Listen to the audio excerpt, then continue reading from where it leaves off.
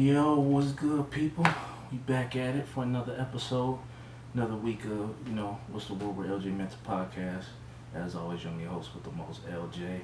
Um, Took a little hiatus last week. Sorry about that, people listening. Appreciate the people that have been listening to me. Didn't do an episode last week. It was a real hectic week for me. Um, but we here this week, and I got some things to talk about from. I know I might be a little late this week. Like I said, I didn't do an episode last week, but I thought it was some things I definitely wanted to talk about this week for this week's episode. So yeah, let's get into it. So before I get into my word of the week, I want to say first and foremost, rest in peace to the brothers Black Rob and rest in peace to Shock G. Two legendary figures, especially Shock G. I know DMX has been getting most of the attention out of the people that died recently, and DMX was the biggest artist. That's how it goes. The biggest people, the people who love the most, they're gonna get the most attention, and for good reason. DMX was a brother. He was into the Lord big time. He didn't care what he had going on. If he was on the stage with 75,000 people watching him, where he was around 10 people, 2 people, he always was going to say a prayer no matter what. And that's to be commended. And people loved him for that and so much more. But Black Rob, not as known as DMX, but still an important figure in the bad boy camp with Puffy and so forth after the Biggie era. He was in the hospital around the same time as DMX. I think he got there maybe a little bit later, but they were in the hospital, I know, at the same time. And yeah, unfortunately, Black Rob passed away as well. Yeah, he was a good rapper. Probably his biggest record known as Whoa. It's probably his biggest record, but he had other dope records too. But rest in peace. It's sad to see another brother pass away like that. And obviously Shock G. This one hurt too, man. If you don't know, this man is really the one that put Tupac on. He brought Tupac to the world, who a lot of people, including myself, believe is the greatest rapper of all time. But Shock G had a lot to do with putting Pac on the scene. The early days back in, I think, 88, 89. I had no idea that Shock G was born in New York and got a lot of ties in Florida. I know he lived down there before he passed away, but I had no idea that he had so many ties in Florida. I thought he was from the Bay Area. I think Money B actually is from Oakland in the Bay Area. I could be wrong about that, but I think Money B is from the Bay. But I thought they were all Bay dudes. That's where they came up at. Digital Underground, the late '80s, before Pac got on. But yeah, that group, real interesting. It was different too. That's why I liked them too. Like uniqueness. I remember years ago when I was in college. I'll never forget certain things. It's just certain things that just stick with you. And one of the things I said, if you got an original idea, you will be a millionaire. And my point is, Shock G, in the way he was so unique and different. Like in that field, like his whole style was so different. But yeah, he had a lot to do with Pac being put on, and obviously, probably the biggest song, Digital Underground, went double platinum. Was the Humpty Dance, obviously. Stop what you're doing, cause I'm about to ruin the lyrics in the style that you're used to. I look funny. That record. Yeah, he talks about I like my oatmeal lumpy and all this other stuff. And he had the big ass fake nose and all that. Like the record was just dope. It was so different, but it was dope as fuck. But yeah, then came that song. I know they were in, I think that movie in the early 90s, Nothing But Trouble. Pac had a small cameo, Digital Underground, and they had a single for that movie, which was the same song, and that's the first time that the world got introduced to Tupac Shakur. and you could just tell that Pac was on the rise. I mean, his lyrics on the song didn't blow you away. When I'm climbing around and I hang around with the underground, it's a catchy tune, um, but that's not Pac didn't blow you away just yet.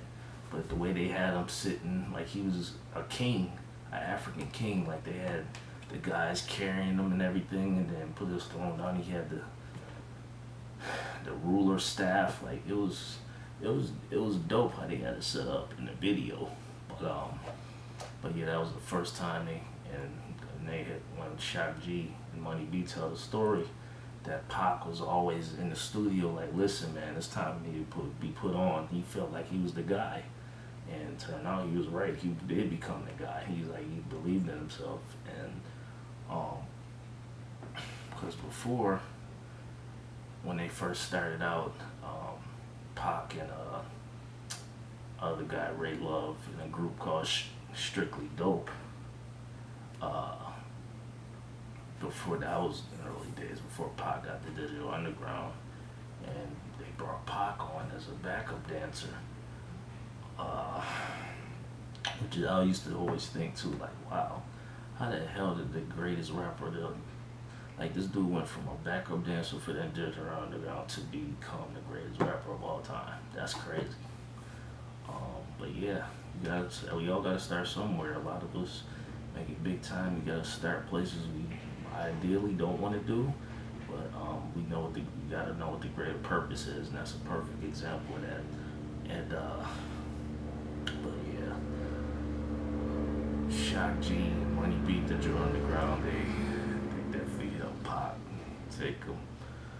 And then obviously Pac dropped his album Tupac Lives Now, which didn't do too great at the time. Had some unique records on there like Brenda's Got a Baby. Nobody was rapping like that at the time. And I don't think a lot of people really understood it back then.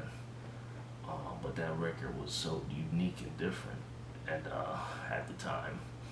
And then came a second album, then I Get Around, which felt like a Digital Underground record with Shock G and Money B on the Tupac song I Get Around. And interesting enough, Tupac ghost wrote Shock's G verse. Pac was out here ghostwriting for people, but yeah, he helped Pac a lot. And, he revered him even after his death. And it's an interesting interview he did at the premiere of the All Eyes on Me, the Pac movie, the biopic of Pac, about how Pac had like 4 people paid to kill him, and he told him to go hang out in his house and watch the Jeffersons, brother, chill out. And Pac was like, you finish? I don't give a fuck. Like, you finish? You don't get it, do you? I don't give a fuck. Shock G tell the story obviously a lot better. But he obviously told the real about Pac and how they were and the good, the bad times. But very legendary figure, gone. But yeah, he gave some interesting thoughts in his interviews too about how he wasn't afraid to go. He said none of us should be, but that's a topic for another day as far as life and death. That's not what this episode is about, but it's some real interesting thoughts that he put out into the world. And once again, rest in peace to Shock G, Black Rob, and also, of course, DMX. Rest in peace to all of those brothers. They all deserved their flowers when they were here. It's too bad they're gone. Man. Okay, so a few more things I want to get into real quick, right?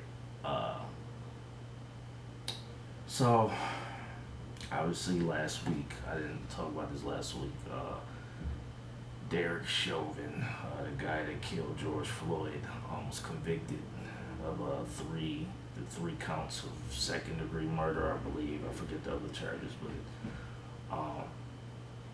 but yeah,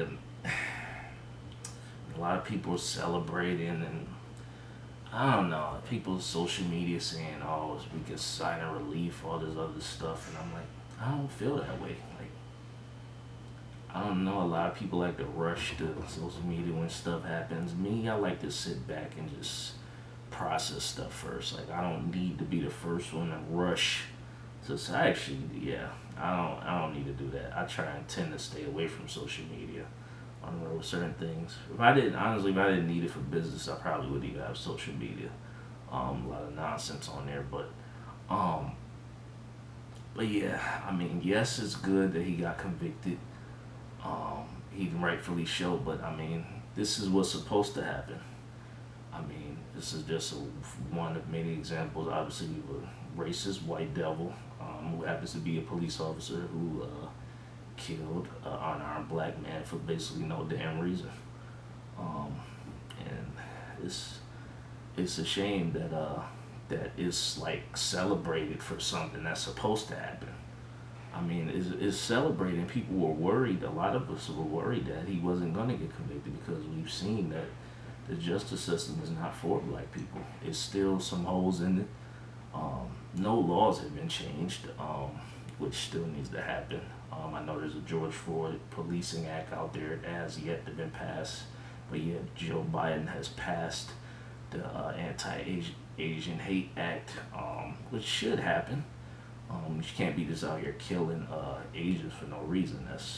That's crazy. So I mean, there's no issue with that at all. Like, yes, I think everybody should be treated equally, but unfortunately, in this great American society, has never happened. Um, this country has obviously been founded on murder and enslavement and starting a bunch of wars. Uh, yeah, but and it's still like that in some degree. There's also been an act passing against transgenders. Again, no issue with that, but still no laws that have been passed to protect black people against police officers. And I love how racist white folks love to point out, what about black on black crime? What about black on black crime? They love to throw that out there, which is crazy. Thinking they know exactly what goes on in the hood when they ain't never stepped foot in the hood a day in their fucking life. Um, and those numbers are skewed. And it's not just black on black crime. There's white on white crime. There's same race crime. Who's basically killing people that's in your proximity. Not saying people should be killing each other, but I'm saying those are the statistics. People are killing each other who are close proximity. There's a lot of white on white crime. There's race on race crime all over the place. It's not just black on black crime, which makes it so egregious when it happens to a black man getting killed by the hands of a police officer. Um, because that's in your job description. It's supposed to be protect and serve. I used to joke. On the police cars, it says protect and serve, and I would add exclusively the white community because that's what it seemed like. How growing up in this nation, we don't feel protected. The majority of black Americans do not feel protected by the police officers. We just don't, for many reasons. They always see us as a threat. They don't give a damn about our lives. And for one, if they know it's a black neighborhood, if you call the cops, they take like 3 damn hours to show up when they basically the police station is right down the block. And they take 3 fucking hours to show up. And if it's in a suburb where you know it's majority white people in the neighborhood, they'll show up in like 10, 15 minutes. It's still it's still like that. So this verdict is good that it happened with Derek Chauvin, or I'm sorry, Derek Chauvin. Is good, but he still hasn't been tried yet. He still gotta wait. I think it was 8 weeks. They said now it should be probably 7 weeks. You gotta wait and see what his sentencing will be. So who knows? Some bullshit could still happen. Hopefully not. But we'll see. Yeah, if there would be some crap if he got like, let's say 2 years. I doubt that with all of those charges. I could see him at least doing 40 years. But we just gotta wait and see. But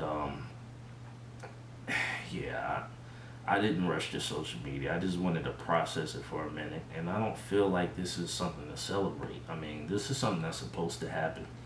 But again, the system is broken and no laws have been changed yet. When we start getting some laws that are changed that help and protect black people, and Joe Biden Joe Biden, this guy, this is the same man that went on the Breakfast Club and showed Charlamagne the God, if you don't vote for me, you ain't black. But yet you have not passed any laws to help protect black people. Yeah, this is the same man that said, if you vote for me, you ain't black. Now, I'm not with this Democrat. I'm not Democrat or Republican. I think both parties are full of shit. They all have to follow a certain agenda, and it still has to be political. Um, and when you not independent, you not can't think independently. So I don't trust either party at all. There might be some values from the Democratic Party that I agree with. There might be some values from the Republican Party I agree with. But as a whole, I don't trust either one. And there's this narrative that Democrats, liberals, whatever you want to call it, are supposed to be all for black people, Black Lives Matter, all this stuff, right? Which can be a facade because there's some racist Democrats as well. And they've given you, and I mean, look at these political candidates over the years have basically told us to our faces they don't give a damn about black people. When Hillary Clinton was running for president, she straight up, the question was asked to her, will people be surprised you would have in your bag? And she said hot sauce. And then a guy said, people gonna say you're pandering to black people, and she gonna have the nerve to say, is it working? When she said you're pandering to black people, is it working? You basically saying we fucking stupid. Like, are you fucking serious? Like, and then you got this fool Joe Biden said you ain't gonna tell us you don't vote for me, you ain't black. How the hell you gonna tell me I ain't black if I don't agree with you? I'm not black. Okay. Whatever. He's won. He's the president now, and there's this thing that we made Trump this guy who's the advocate, the poster child for racism. It's not just Donald Trump. Feel however the hell you want about Donald Trump. Yes, I don't think he should have been president in the first place. I think the whole presidency was a joke, and it's kind of crazy that you don't have to have any qualifications to be president. You don't have to have any political experience whatsoever to clearly show that to be president. And I think there should be some type of mandate where you should have some type of experience to have the most important job in this country. You literally don't have to have any experience, which is crazy. And you could just be a celebrity and be the most popular and win, which is absolutely insane, but whatever. But yeah, that president, she showed you that, and Donald Trump has become the example, the poster child for racism. Donald Trump didn't cause everything. We can't put everything on Donald Trump. Obviously, I don't agree with Donald Trump. I don't think he should have been president in the first place, but we can't put everything on Donald Trump. So, I don't know, but we'll see. Maybe he'll get, it's just funny. I know they got the George Floyd Policing Act out there, but it hasn't been passed. How the hell this transgender act and this anti-Asian hate get passed so fast, but yet we still waiting on the George Floyd Policing Act. We don't have no laws yet to protect black people from getting killed by racist cops at all. It should be a hate crime, like how they say, oh, if you beat up or kill someone who's gay or transgender, that's a hate crime, right? So why the hell is a police officer, white, whatever they are, killing unarmed black people for no damn reason not considered a hate crime? Because that's exactly what it is, a fucking hate crime. And it's ridiculous. So, yeah. And last thing I want to talk about this, I want to talk about this guy named Brett Favre, right? Now, anybody that knows me know I've been a die-hard Green Bay Packers fan since I was 7 years old, which is 1995. I've been a die-hard Packer fan since I was born in '88. I grew up when my favorite player was Brett Favre, and I also loved Reggie White as well because he was on the Packers at the time. I learned later on, obviously, that Reggie White was Eagle first and they got traded to the Packers, but yeah, love those players. and Donald Driver also. But Brett Favre was my favorite player growing up. But since he stopped playing, yeah, he said some really ridiculous things, and I really wish he would just shut the fuck up and go away. I really wish he would shut the fuck up and go away. Like seriously, I still love the Packers, but yeah, I'm ready. I'm about done with Brett Favre. He's an idiot. I guess I shouldn't be surprised. Um, but yeah, what he said most recently, to sum it up, was he doesn't believe Derek Chauvin killed George Floyd on purpose. It's just one of the most stupid fucking things you could say. I don't care which side you're on, Republican, Democrat, whatever, conservative. I don't care. Is it right or wrong what the man did? I don't care about this political affiliation shit. Like we gotta stop this shit. It's too much politics. Like seriously, rather than looking at something right or wrong. Like seriously, it's too much of that. And for our, in my word of the week, I didn't get to that. It's accountability. We need to hold this man accountable. Just like all these other police officers, all these people killing people for no damn reason. They need to be held accountable and should be punished for what they did.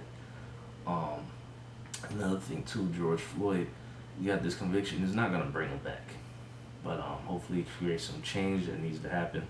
But Brett Favre is, yeah, he's out his damn mind. He's also had made some comments about Deshaun Watson. How he said, oh, he doesn't think players should have a say-so. They should play, which is one of the most hypocritical things you could play when he's asking for a damn trade for Green Bay back in '07. And he couldn't make up his damn mind. Oh, I want to retire.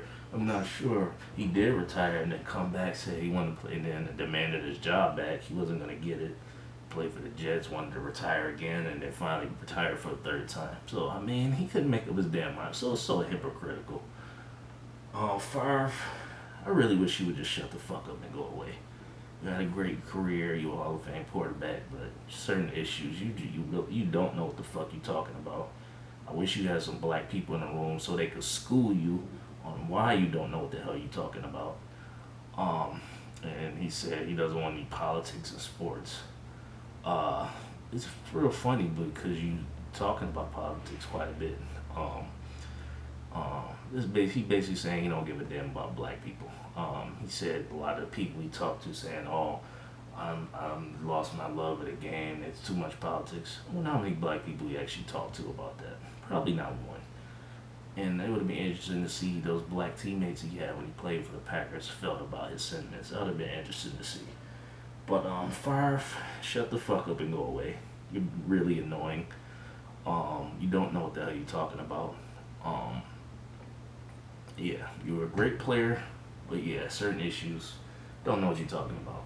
And I guess I shouldn't be surprised. This man is from probably one of the most racist places in the entire world, which is Mississippi. They still hang black people there to this day. So, yeah, should not be surprised coming from Mississippi. Now, I got that off my chest and out the way. Last thing I want to talk about before I get out of here. I can't not talk about this week. Finish him. Get over here. That was corny. Let me not do that no more. That was corny. But I'm talking about the Mortal Kombat movie. Came out this past Friday. I thought it was a good movie. I'm not gonna say great.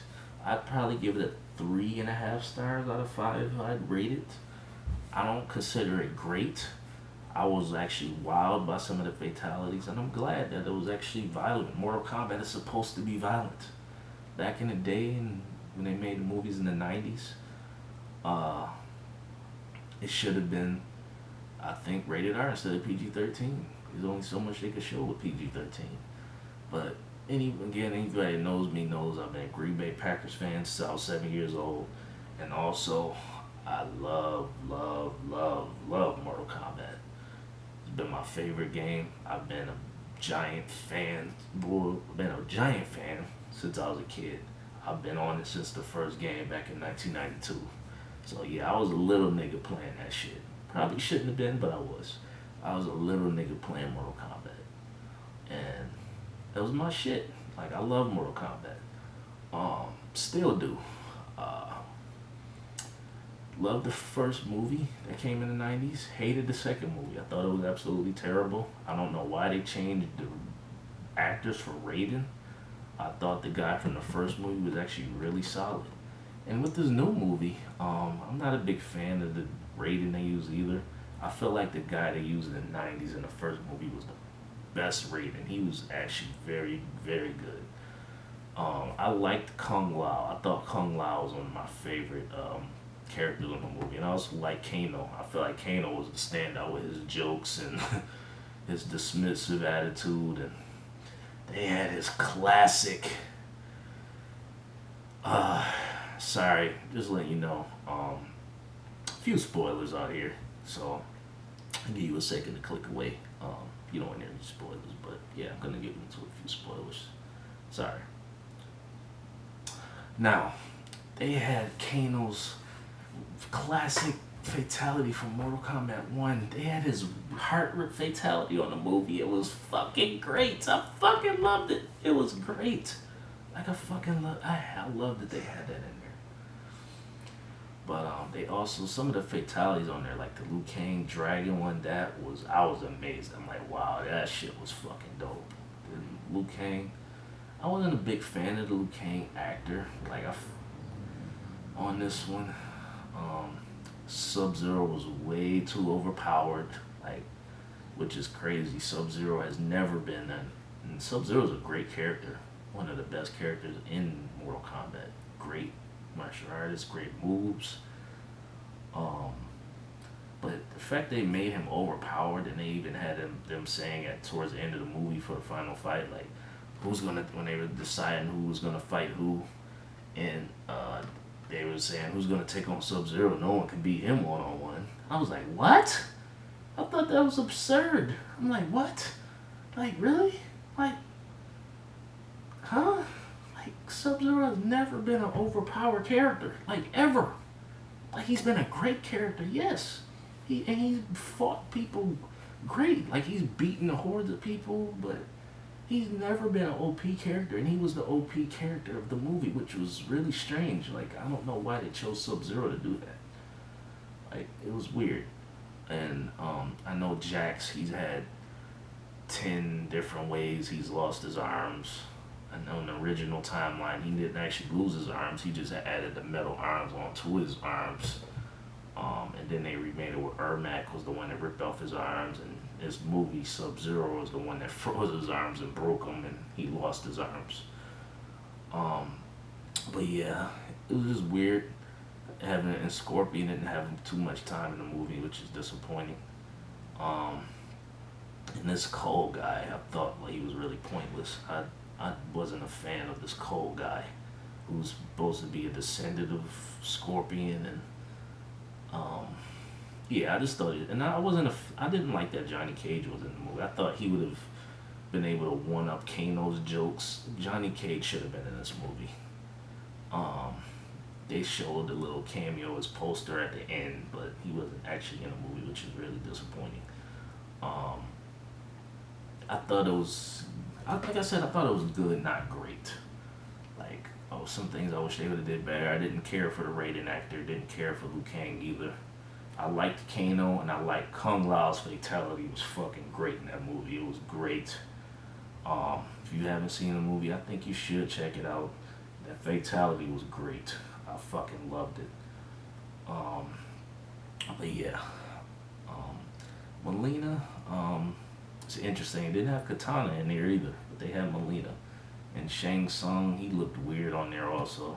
They had a few weird looking characters on there I wasn't too much of a fan of, but overall good, not great. Some things I really loved about the movie, some things I did cringe at. So I'm in the middle ground here. So I would rating 3.5. Alright, so that's gonna be it for me today. Again, accountability. That's the main thing here. Hold people accountable. Don't give a damn what political affiliation you got. Just hold motherfuckers accountable, shit right or wrong. But yeah, again, that's it for me. I'm LJ. I'm out.